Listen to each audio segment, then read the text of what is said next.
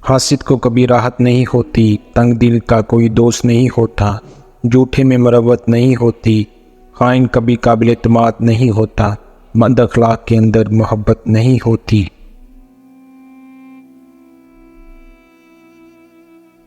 انسان کو وہی ملتا ہے جس کی وہ کوشش کرتا ہے۔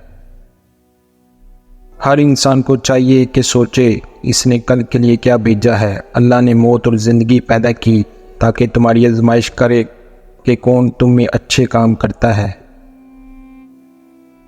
آج عمل ہے، حساب نہیں، کل حساب ہوگا، عمل نہیں۔ احسان کی خوبی یہ ہے کہ اسے جتایا نہ جائے۔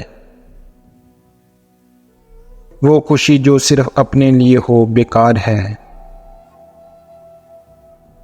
اپنے فن اور قابلیت سے کمانا تعریف کے قابل ہے۔ اونچا بننے کی بجائے بڑا بننے کی کوشش کرو، کیونکہ عاجزی خدا کو پسند ہے اور انسان کو تکبر سے گریز کرنا چاہیے۔ برداشت اور معاف کرنا انسان کی طاقت کی بہترین مثال ہے، جبکہ انتقام کی خواہش انسان کی کمزوری کو ظاہر کرتی ہے۔ اگر آپ شیر کے غار میں داخل نہیں ہوئے تو آپ اس کے بچے کو نہیں پکڑ پائیں گے۔ دو خرگوشوں کا پیچھا کرنے والا ایک کو بھی نہیں پکڑ سکتا۔ بڑی چیزوں کی اکثر چھوٹی شروعات ہوتی ہے۔